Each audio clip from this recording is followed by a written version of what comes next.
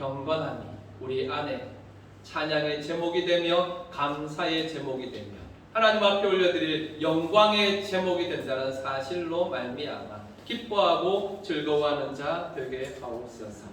오늘도 주 앞에 나와 예배를 드리며 헌금을 준비하고 정성을 다하여서 드리게 하시니 감사합니다. 드려진 모든 예물들을 주께서 받으시고 축복하여 주옵소서.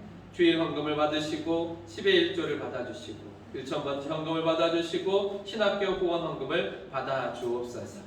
하나님 앞에 올려드린 예물을 통하여서 우리가 받은 사명 베트남 복음화를 위하여서 또 잠들어 있는 한인 디아스포라를 깨우기 위하여서 우리 교회를 사용하여 주시고 우리 교회에 흘러넘치는 하나님의 축복이 이웃에게로 또 많은 영혼에게로 흘러가게 하옵소서.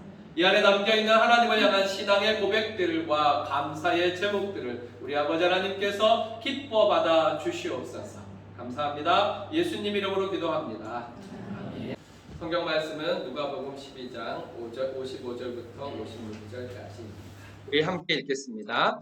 남풍이 부는 것을 보면 말하기를 심히 더우리라 하나니 과연 그러하니라. 외식하는 자여 너희가 천지의 기상은 분간할 줄 알면서 어찌 이 시대는 분간하지 못하느냐. 아멘.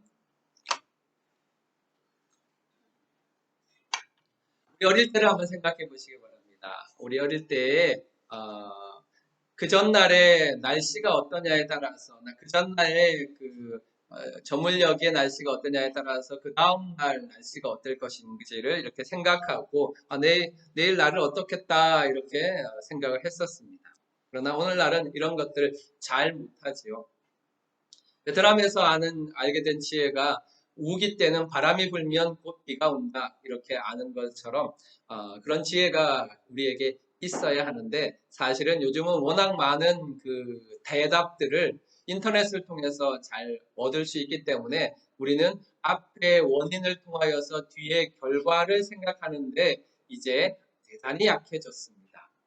예수님께서는 오늘 누가복음 12장 55, 56절을 통하여서 말씀하시는 것이 너희에게 이런 지혜가 있는데 왜 천지의 기상을 통하여서 이 시대를 분간하지 못하느냐. 세상은 읽어낼 수 있으면서 이 시대를 이루어 가시는 하나님의 일은 분간하지 못하느냐라고 말씀하고 계십니다.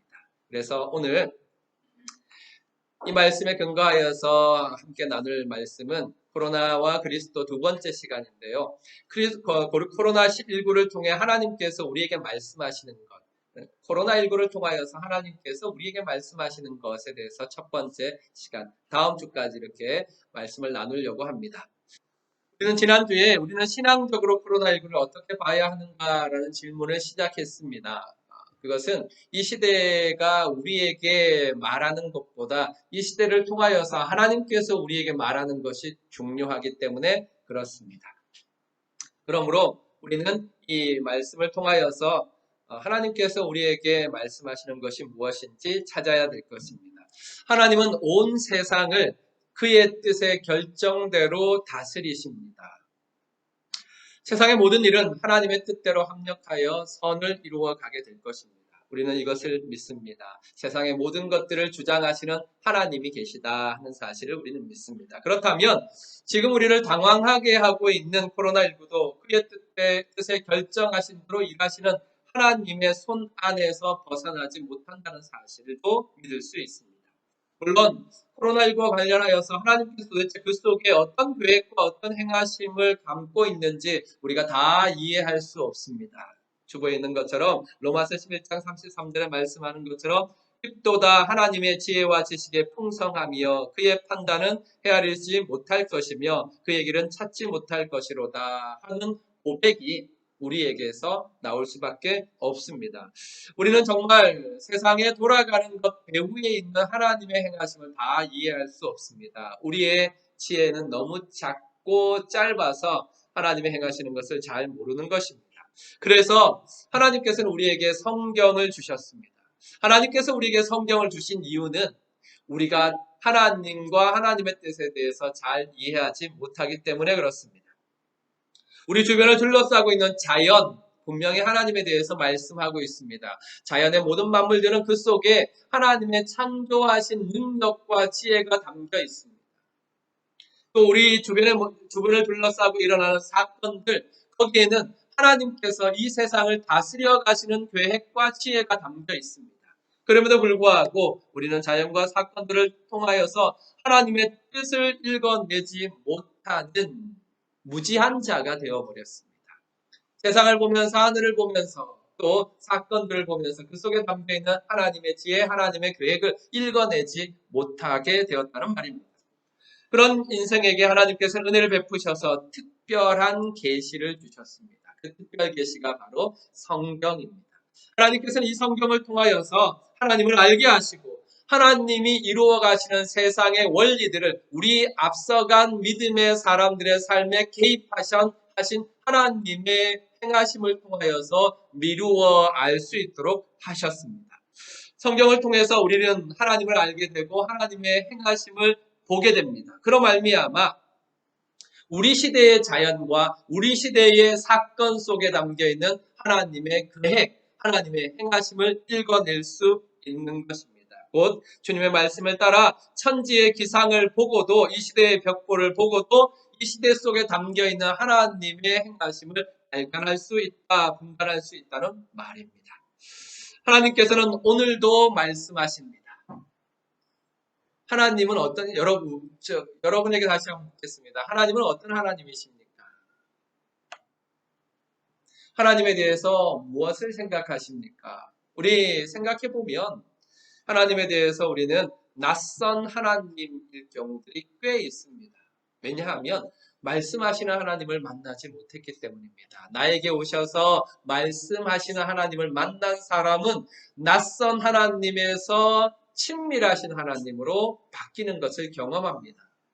그 전까지는 정말로 낯설어서 기도하기도 힘들고 찬양하기도 힘들고 예배하기도 힘듭니다. 네, 모르는 사람에 대해서 뭔가 하는 거 굉장히 힘들지요. 그러나 그 낯선 하나님이 말씀하시는 하나님, 나에게 말씀하시는 하나님, 내게 오셔서 말씀하시고 계시하시고 깨닫게 하시는 하나님으로 바뀔 때 우리는 친밀하신 하나님의 본 얼굴을 만날 수 있는 것입니다. 그러므로 오늘날 우리에게 말씀하시는 하나님을 만나는 것은 대단히 중요합니다. 성경을 통해 어리석은 인생에 헤아릴 수 없는 하나님의 길을 이해하게 하시려고 하나님께서는 성경을 우리에게 주셨습니다. 그러므로 성도들은 성경을 통해 이 시대를 해석해야 합니다. 그러니까 성경으로 우리 시대 속에서 일하시는 하나님의 길을 읽어내는 자가 바로 성도입니다. 나에 대해서 정의를 내릴 때 이 정의도 꼭 기억하십시오. 나는 우리 시대 속에서 일하시는 하나님의 길을 성경을 통하여 읽어내는 자다. 이런 자각이 있을 때 우리는 성경을 읽고 성경을 통하여서 우리 시대의 만물과 우리 시대의 사건들 속에서 일하시는 하나님에 대해서 시선을 맞출 수 있습니다. 그래서 이런 사람들을 이렇게 이야기합니다. 계시, 의존, 사색자. 말이 좀 한자라서 어렵지만 의미를 팍 담아서 전하기에는 이 말만큼 좋은 게 없다 이렇게 생각합니다. 함께 같이 읽어볼까요? 계시 의존 사색자. 나는 계시 의존 사색자입니다. 여기에 계시는 성경을 말합니다. 성경에 의지하여서 생각하는 사람, 성경에 의지하여서 보는 사람, 성경에 의지하여서 읽어내는 사람, 성경을 통하여서 해석해내는 사람, 그 사람이 바로 성도입니다. 그러므로 우리는 이 성경을 정말로 귀하게 여겨야 합니다. 읽어야 합니다. 공부해야 합니다. 들어야 합니다. 외워야 합니다. 적용해야 합니다.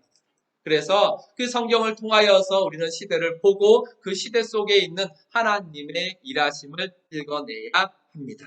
계시의존 사색자로서 우리가 살아갈 때 우리는 무지한 어두움 가운데 살지 아니하고 하나님이 주시는 계시의 빛 가운데에서 살아갈 수 있습니다. 그 계시의 빛이 우리를 기쁘게 하며 즐겁게 하며 무엇보다 하나님 앞에 나아갈 수 있게 합니다. 그렇다면 코로나19를 통해서 하나님께서 우리에게 뭐라고 말씀하시는가? 이것을 우리는 성경을 통해서 찾아봐야 할 것입니다. 오늘 말씀을 이렇게 정했습니다. 코로나19를 통해 하나님께서 우리에게 말씀하시는 것. 그 첫 번째는 보라 너희 죄의 무거움을. 보라 너희 죄의 무거움을. 보라 너희 죄의 무거움을. 우리 성경 말씀을 함께 읽겠습니다. 로마서 5장 12절입니다. 로마서 5장 12절 함께 읽겠습니다. 시작. 그러므로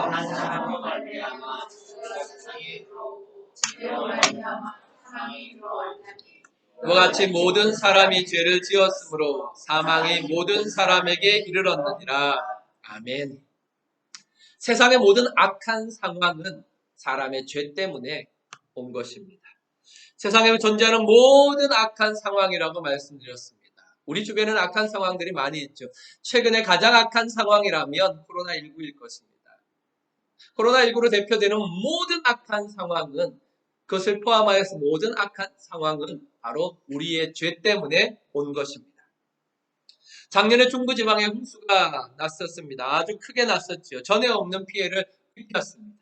전문가들은 이 홍수의 원인을 지구온난화라고 말합니다. 지구온도가 1도씩 올라갈 때마다 이런 일들은 더욱 심각해져 갈 것입니다.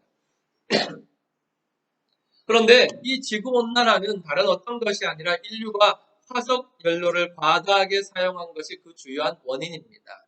그래서 이번 주에 지구온난화의 원인을 찾아보니까 그 대표적인 것이 우리가 알고 있는 자동차나 이런 것을 통해서 화석연료를 많이 사용하는 것이지 않습니까? 그런데 그것보다 더 많은 영향을 미치는 이유가 있습니다. 이게 뭔지 아십니까? 네, 축산업입니다. 축산업이 훨씬 더 많은 온난화를 발생시키고 있다고 합니다. 우리가 고기를 많이 먹는 것. 생각해 보니까 전 세계적으로 얼마나 많은 고기를 먹는지 모릅니다. 그런데 그 고기를 먹기 위해서는 이제 거기에 해당하는 공장을 만들어야 되고 또 축산업에 관계된 무슨 시스템을 만들어야 되는데 이 시스템이 지구온난화를 일으키는 원인 중에 하나라고 합니다. 제가 말씀드리고 싶은 것은 그런 것입니다. 뭐냐면 이 지구온난화가 가지고 오는 이유가 바로 사람의 욕심에 근거하고 있다는 것입니다. 자연적인 일이 아닙니다. 지구가 따뜻해지는 거, 1도씩 올라가는 거, 몇 해마다 1도씩 올라가는 것은 자연적인 일이 아닙니다. 하나님의 창조의 질서가 깨어져 버렸습니다. 무엇 때문입니까? 많은 것을 소유하고 싶어하는 인간의 욕심 때문입니다. 코로나19도 마찬가지입니다. 코로나19의 발생이 중국 우한의 한 시장이다 아니다는 중요하지 않습니다. 왜냐하면 분명한 것은 그것이든 아니든 관계없이 분명한 인간의 욕심으로부터 출발하기 때문에 그렇습니다.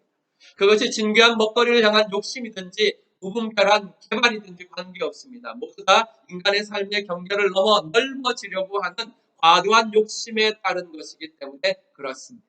이렇게 말하면 개발의 관계에서 사람들이 그럼 살아가면서 개발하지 않아야 하느냐라고 묻는다면 실제로 한번 생각해 보십시오. 우리의 삶의 주변을 한번 돌아보시기 바랍니다. 과도하게 우리에게 있는 것. 그것이 먹는 것이든 입는 것이든 누리는 것이든 관계없이 내가 그것을 누리기 위해서 구매를 하고 집에 쌓아놓고 있는 것들이 얼마나 많이 있는지 생각해 보시기 바랍니다. 먹고 마시는데 우리가 살아갈 수 있는 일용할 것이 아닌 그 이상의 것들을 생산하기 위해서 세상은 과도한 개발을 하고 있는 것입니다. 더 넓게 더 많이를 추구하는 인간의 욕심이 정글에 머물렀던 코로나 바이러스를 인간 세계로 가져왔다고 합니다. 분명히 그것은 존재했던 코로나 바이러스였습니다. 그런데 계속해서 인간의 삶의 영역을 확장하고 확장해서 숲으로 정글로 들어감으로 말미암아 그 속에 존재했던 바이러스가 이제 인간 세계로 나왔습니다. 게다가 사람이 만든 전 세계적인 교통 네트워크를 통하여 전 세계에 삽시간에 번져나가 팬데믹을 일으켰습니다. 그러므로 작년과 올해까지 계속되는 이 코로나19 팬데믹은 사실은 인간의 욕심으로 말미암아 발생하였고 인간의 욕심으로 말미암아 전 세계로 퍼지게 되었습니다. 그러므로 코로나19와 이번 팬데믹은 전혀 자연적인 일이 아니라는 사실을 꼭 기억해야 합니다. 인간의 욕심이 만들어낸 죄의 결과입니다. 그 속에서 우리와 피조물들이 함께 고통을 당하고 있습니다. 로마서 8장 22절에 이렇게 말씀합니다. 피조물이 다 이제까지 함께 탄식하며 함께 고통을 겪고 있는 것을 우리가 아느니라고 말씀했습니다. 우리의 죄의 결과를 지금 우리가 까먹고 있는 것입니다. 하나님은 절대로 이 죄를 넘어가지 않습니다. 하나님은 그 죄를 심판하십니다. 하나님의 심판은 마지막 종말의 날에 있는 것이 아닙니다. 그날에만 하나님의 심판이 있는 것이 아닙니다. 하나님의 심판은 이미 시작되었습니다.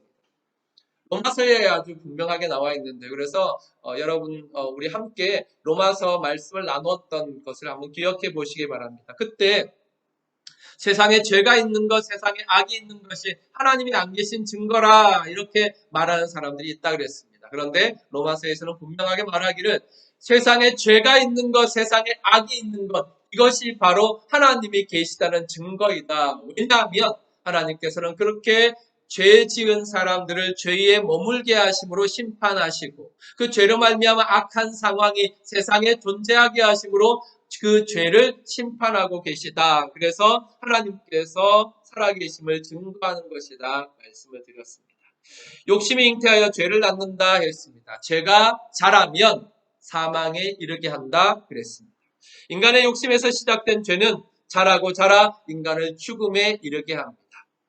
그러므로 우리는 코로나19 가져온 팬데믹과 그 속에서 발생하는 피해에 대하여서 유죄입니다. 변명의 여지가 없습니다. 목사님, 저는 그 죄에 참여하지 않았습니다. 네, 그렇게 생각하시지요. 아니요, 우리 모두 다 그 일에 동참하고 있습니다. 중부지방 해안가를 한번 가보시면 여러 군데에서 깜짝 놀랄 일들을 경험하게 되는데 해안에 쓰레기들이 산처럼 쌓여 있습니다. 그 쓰레기들도 그냥 쓰레기 아니고요. 플라스틱, 비닐봉지 이런 쓰레기들이 쌓여 있습니다. 해결할 능력이 없어서 그대로 방치하기도 합니다. 그렇다면 그것은 다 어디에서 왔을까요? 자연적으로 그것이 생겼을까요? 아니요, 그렇지 않습니다. 다 사람이 만든 것이며 또 사람이 사용한 것입니다. 이렇게 사람이라고 하니까 좀 멀어 보이죠. 우리가 사용한 것이면 내가 버린 것입니다. 이것이 이제 안 믿어지신다면 한번 일주일 동안 버리려고 마음먹었던 비닐봉지를 한번 모아보십시오. 여러분들이 지금 딱 버려야 되겠다 생각하고 뜯어놓은 비닐봉지들을 한번 모아보십시오. 안 믿어지시겠지만 한 마대자루는 나올 것입니다. 어디에서? 우리 집에서.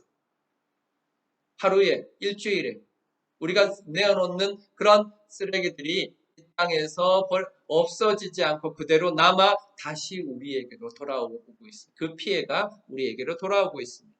그러므로 코로나19가 가져온 팬데믹, 그 속에 있는 모든 고통에 대해서 우리 모두가 유죄입니다.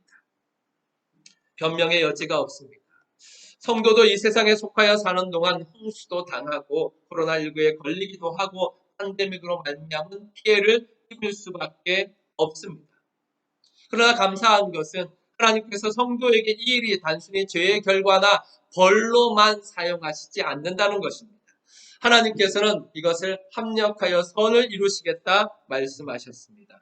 하나님이 합력하여 선을 이루신다 할 때 이 고통과 이 아픔에 가지는 의미가 무엇입니까? 그것은 하나님은 죄를 심판하심으로 하나님의 공의를 회복하시고 세상을 정화하십니다. 이것이 세상을 향해 이루어 가시는 선입니다. 만약에 하나님께서 이 코로나19를 통하여서 우리를 흔들어 놓지 않으셨다면, 한국교회를 흔들어 놓으시지 않았다면 우리는 끊임없이 이대로 걸어갔습니다. 이대로가 아니죠.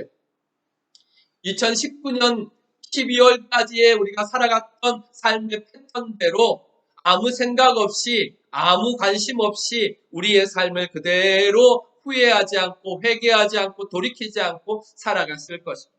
그러나 하나님께서는 코로나19를 통하여서 우리를 심판하심으로 하나님의 공의를 회복하시며 세상을 정화하셨습니다.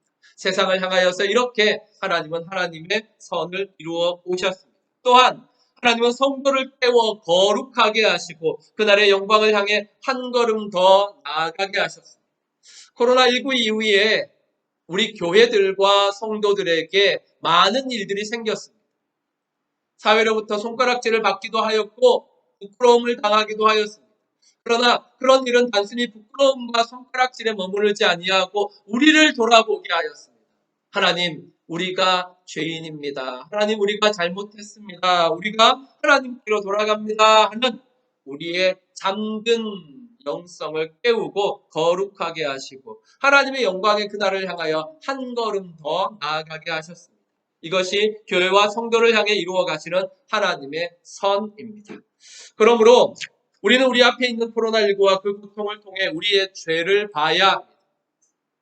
1억 명의 확진자와 200만 명의 사망자를 통해서 전 세계적인 격리와 그로 말미암은 사회 경제적인 고통을 통해서 우리의 죄의 결과, 그 결과가 가지고 온 죄의 끔찍함을 봐야 하나님을 떠나 이기적인 욕심을 향해 달려가던 우리의 죄가 가져온 결과를 읽어내야 죄를 죄로 볼 때 우리에게는 소망이 있습니다.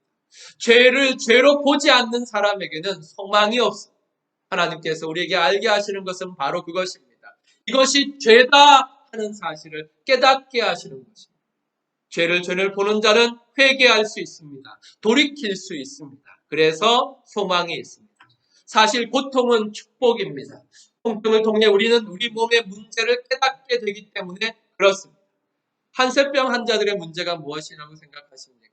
한센병 환자들은 그 한센 그 바이러스가 그 사람을 공격하는데 어디를 공격하느냐면 신경을 공격합니다. 그래서 신경을 죽여버립니다. 그래서 통증을 못 느끼게 합니다. 그 결과 자신도 모르는 사이에 신체 끝부분의 부상과 감염에 대해서 저항하지 못하게 하고 그것이 반복됨으로 말미암아 썩어 문드러지거나 떨어져 나가게 합니다. 그 의학 책에 보면 한센병 환자들은 쥐가 자기 손가락을 물고 있고 뜯어 먹고 있어도 못 느낀다고 합니다. 자는 동안에. 통증이 없기 때문에 그렇습니다. 모기가 우리를 물면 가렵습니다. 감사해야 합니다. 왜요? 예, 모기가 우리를 물어서 그 안에 우리 혈액이 응고되지 않도록 효소를 집어넣는 거예요. 그러면 그 효소가 알러레기 반응을 우리에게 일으키는 거예요. 그래서 우리가 가려운 거예요. 그래서 모기 물렸구나 조심하게 되고 소독하게 되고 그렇게 되지 않습니다. 그런데 만약에 그 알러레기 반응이 없다면 우리는 무시하게 될 것이며 더 큰 병에 들어가게 될 것입니다. 그러므로 우리는 코로나19와 그 결과를 통해 우리는 우리의 죄를 봐야 하나님은 말씀하십니다. 정신 차려라. 나를 떠난 너희의 죄가 이렇게 무섭고 흉측하다. 죄의 죄는 코로나 바이러스보다 훨씬 더 위험하다. 그렇게 말씀하고 계시는 것입니다. 죄 바이러스를 한번 생각해 보시기 바랍니다. 1억 명이 확진되었다는 코로나 바이러스보다 훨씬 더 많은 감염된 숫자가 있습니다. 아마 70억에서 80억 사람이 살고 있다고 한다면 오늘날 현재 지구상에 70억 명의 사람이 살고 있다고 하면 죄 바이러스에 감염되지 않은 사람이 있을까요? 아마 아무도 없을 것입니다. 또 죄로 말미암아 죽는 사람은 얼마나 많을까요? 비교할 수 없을 것입니다. 세계 곳곳에서 들려오는 코로나19 확산 소식을 볼 때마다 우리는 우리의 죄를 기억해야 회개하고 하나님께로 돌아가야 합니다. 지금은 다른 어떤 것을 할 때가 아니라 하나님 앞에 무릎을 꿇어야 할 때입니다. 그래서 주보에 지난해 코로나가 처음 발생했을 때 높은 뜻 덕서교회 오대식 목사님이 인터넷에 올린 기도문 가운데 발췌를 좀 했습니다. 이게 우리가 함께 기도해야 될 내용입니다. 코로나19를 통하여서 우리의 죄를 발견하고 하나님께 기도해야 될 내용입니다. 우리 함께 읽으면서 기도하겠습니다. 기도하는 마음으로 함께 읽겠습니다. 첫 번째 단락을 우리 한번 읽겠습니다. 주님 시작. 주님, 우리는 지금 평범한 일상이 다시 오기를 간구합니다. 축복임을 감사드리며 그동안 주님이 주신 행복을 곁에 놔두고 행운을 찾아 헤매던 죄를 용서하시며 무엇이 가장 소중한 축복인지 깨닫게 하여 주십시오. 그렇지요. 학교 가는 게 축복이에요. 학교 가는 게 행복이에요. 출근하는 게 기쁨이고 행복이고요. 우리가 일상을 유지하는 것이 하나님의 축복이었습니다. 그럼에도 불구하고 우리는 그것을 축복으로 생각하지 않고 당연한 것으로 여겨왔습니다. 그렇게 우리의 행복을 파괴해 왔습니다. 두 번째 함께 읽으면서 기도하겠습니다. 주님 시작. 주님, 마스크 없이는 하루도 살 수 없는 세상에 되고 말았습니다.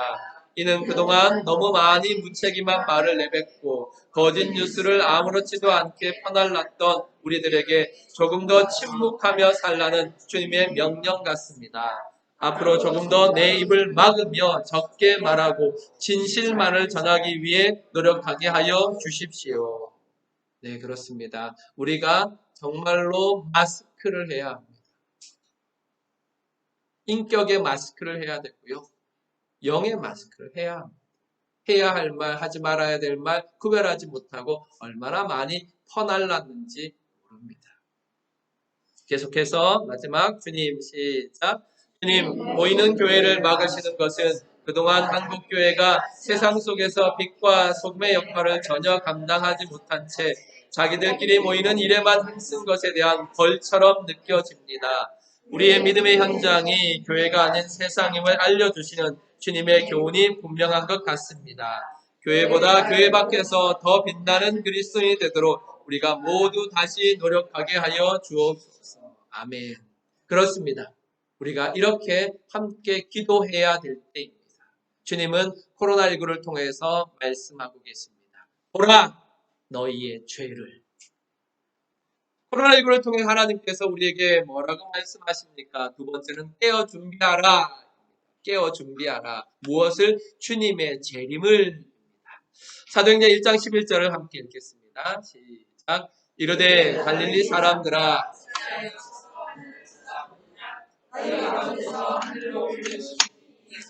하늘로 가심을 본 그대로 오시리라 하였나이다. 아멘. 주님은 다시 오십니다. 재림은 교회 역사 속에서 수없이 오해되어 왔습니다. 그러나 그 오해에도 불구하고 분명한 사실은 우리 주 예수 그리스도는 반드시 다시 오신다는 사실입니다.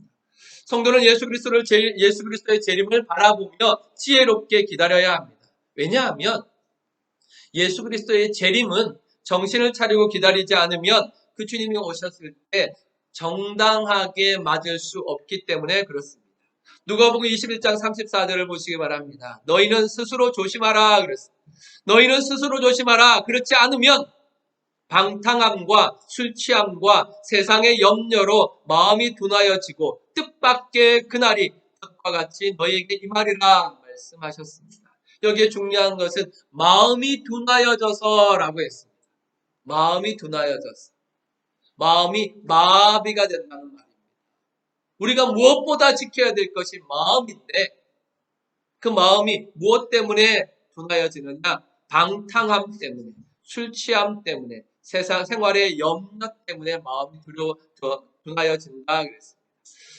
이것은 앞에 맨 처음에 나왔던 너희는 스스로 조심하라 라는 말과 연결됩니다. 우리가 스스로 조심하지 않으면 경건하게 살아가지 아니하면 아까 우리 찬양 시간에 읽었던 성경 구절처럼 염려하고 걱정하고 살아가면 하나님께서 정말로 기도하지 아니하고 간구하지 않고 감사함을 하나님 앞에 아뢰지 아니하면 우리의 마음이 지켜지지 않는다는 것입니다. 예수님이 다시 오시는 날을 모릅니다. 하나님께서 감추어 두셨기 때문에 그렇습니다. 하지만 징조는 있습니다. 마태복음 24장 6절로 8절을 보시기 바랍니다. 난리와 난리 소문을 듣겠으나 너희는 삼가 두려워하지 말라. 이런 일이 있어야 하되 아직 끝은 아니니라. 민족이 민족을, 나라가 나라를 대적하여 일어나겠고 곳곳에 기근과 지진이 있으리니 이 모든 것은 재난의 시작이니라. 하고 말씀하셨습니다. 그렇습니다. 우리 주님 오실 날은 우리는 잘 모릅니다. 하나님께서 감추어 두셨습니다. 하지만 징조는 알 수 있습니다. 마치 진통을 느끼는 산모처럼 주님 오실 때가 되면 세상에 스스로 경고할 것입니다. 세상은 스스로 주님 오실 때가 된 것을 하나님의 사람들에게 경고합니다. 출산이 가까워질수록 진통이 더 강해지고 잦아지는 것처럼 이 땅의 전쟁과 기근과 지진과 질병의 고통이 점점 강해지고 잦아질 것입니다. 우리 주님의 재림이 가까울수록 피조물들의 탄식이 깊어져 갈 것입니다. 그러니까 이런 전쟁의 소문, 지진의 소문, 기근의 소문, 질병들의 소문이 일어날 때 그때 바로 하나님께서 우리에게 경고하신다는 사실을 알아야 합니다. 이런 일들은 우리에게 경고가 되고 사인이 됩니다. 어떤 일에 대한 사인입니까? 우리 주님 오실 날이 가까웠다 하는 것에 대한 사인입니다. 그러므로 세상이 비명을 지를 때마다 성도는 깨어야 합니다. 세상의 고통으로 몸부림칠 때마다 성도는 일어나야 합니다. 우리 주님 다시 오실 날이 가까워졌음을 깨달아야 합니다. 그리고 다시 오실 주님을 준비해야 합니다. 세상은 이 일에 관심이 없습니다. 아니, 관심을 가질 수 없습니다. 외면합니다. 멸망하는 그날까지 사람들은 깨닫지 못하고 먹고 마시고 장가들고 시집갈 것입니다. 세상은 이 주님의 재림에 대해서 아무 관심이 없어서 준비하지 못합니다. 하지만 하나님의 사람들은, 주님의 사람들은 주님의 다시 오심을 준비하고 예비해야 합니다. 이것을 잘 보여주는 것이 예수님께서 말씀하신 5명의 처녀, 5명의 처녀, 지혜롭지 못한. 그래서 준비하고 예비한 자는 정당하게 그 결혼 예식 자리에 들어가지만 준비하지 못한 자는 어둠 속에 그대로 남아있게 되지 않습니까? 그렇기 때문에 우리는 깨어 있어야 합니다. 왜냐하면 우리는 빛의 자녀들이기 때문에 그렇습니다. 주보에 말씀이 있습니다. 우리 함께 읽겠습니다. 데살로니가전서 5장 1절로 6절까지의 말씀입니다. 우리 다 같이 읽겠습니다. 시작. 형제들아, 때와 시기에 관하여는 너희에게 쓸 것이 없음은 주의 날이 밤에 도둑같이 이를 줄을 너희 자신이 자세히 알기 때문이라. 그들이 평안하다 안전하다 할 그때에 임신한 여자에게 해산의 고통이 이름과 같이 멸망이 갑자기 그들에게 이르리니 결코 피하지 못하리라. 형제들아, 너희는 어둠에 있지 아니하매 그날이 도둑같이 너희에게 임하지 못하리니 너희는 다 빛의 아들이요 낮의 아들이라. 우리가 밤이나 어둠에 속하지 아니하나니 그러므로 우리는 다른 이들과 같이 자지 말고 오직 깨어 정신을 차릴지라. 아멘. 여기 말씀해 보면 무지한 자와 이해한 자의 그림을 어두움과 빛으로 대비하여서 말씀해 주고 있습니다. 주의 날이 밤에 도둑같이 옵니다. 밤에 도둑같이라는 두 가지, 밤과 도둑같이라는 두 가지 말은 예상하지 못할 때에. 그런데 너희에게는 갑자기 오지 않는다 그랬습니다. 누구에게? 하나님의 사람들에게는 갑자기 오지 않는다. 왜냐하면 알고 있기 때문에, 이해하고 있기 때문에. 그러니까 여기에 빛의 아들들이란 말은 우리는 하나님의 행하심을 알고 있기 때문에 오직 왜 우리가 하나님의 행하심을 알 수 있으며 그것은 말씀의 경고를 통해서 하나님께서 지금 말씀하신 대로 되어가는 것을 보고 이때가 주님 오실 때구나 하고 안다는 것입니다. 이것이 바로 은혜이지. 하나님께서는 우리에게 계시하여 주십니다. 무엇을? 하나님이 일하시는 것을 계시하여 주는데 이 마지막 때에 일어나게 되는 전쟁과 기근과 질병의 소문들은 우리에게 들려올 때 우리에게 사인이 되고 경고가 됩니다. 주님 오실 날이 가까워왔구나. 세상의 마지막이 가까워왔구나. 심판의 날이 가까웠구나 하는 것을 경고하는 사인이 되는 것입니다. 그러므로 마지막에 말씀하시는 것처럼 우리는 다른 이들과 같이 자지 말고 오직 깨어 정신을 차릴지라 라고 말씀했습니다.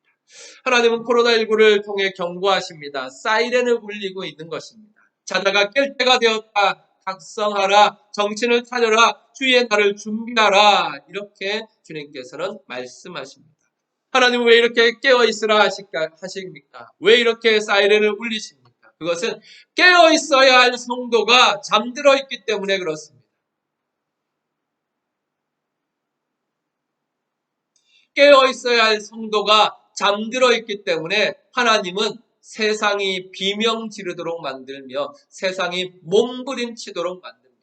그 속에 살아가고 있는 성도들이, 그 속에 잠들어 있는 성도들이 빛의 아들임에도 불구하고 하나님의 행하심을 알지 못하고 하나님의 때를 분별하지 못하는 어두움에 거하고 있기 때문에 그렇습니다. 세상과 같이 먹고 마시느라 주님 오심을 망각하고 살아가는 주의 제자들이 많기 때문입니다. 성도는 바쁜 세상에 사로잡혀 잠들어 있어서 안 됩니다. 코로나19를 보고 세상 사람들처럼 호들갑 떨면서 뛰어다녀서도 안 됩니다. 이 일이 주님의 말씀하신 주님 오시기 전에 일어날 징조 중에 하나라는 사실을 깨닫고 정신을 차려야 합니다. 코로나19를 통해 우리에게 경고하시는 하나님의 말씀을 겸손히 받고 자다가 깨어 경건하게 우리 주님 오심을 준비해야 합니다. 이것이 하나님께서 코로나19를 통해서 우리에게 말씀하시는 진리입니다. 사랑하는 성도 여러분, 코로나19를 통해서 하나님께서 우리에게 말씀하시는 것이 무엇입니까? 그것은 너희는 계시 의존 사색자다. 너희는 성경을 통하여서 이 시대에 일하는 나를 봐야 하며 내 행함을 읽어내야 한다. 그렇게 말씀하고 계십니다. 계시의존 사색자들아 일어나라. 그리고 보라 너희 죄의 무거움을. 그리고 깨어 준비하라. 주님의 다시 오심을. 이렇게 하나님은 말씀하고 계십니다. 그렇게 코로나19에는 우리를 주님 앞으로 인도하시는 자비하신 하나님의 손길이 담겨 있습니다. 이제 우리는 회개하지 않고 잠드는 날이 없어야 합니다. 이제 우리는 주님 생각하지 않고 일어나는 날이 없어야 합니다. 그 은혜를 따라 우리에게 코로나19를 통하여서 자비하시게 지혜를 더하여 주시는, 우리에게 하나님의 행하심을 가르쳐 주시는 하나님의 은혜로 말미암아 매일매일 믿음으로 일어나야 되고 사랑으로 살아가야 되고 소망 가운데 잠들어야 될 것입니다. 이 사실을 기억하고 오늘 이 시대에 계시 의존 사색자로서 살아가시길 주님의 이름으로 축원합니다. 아멘. 나의 각오서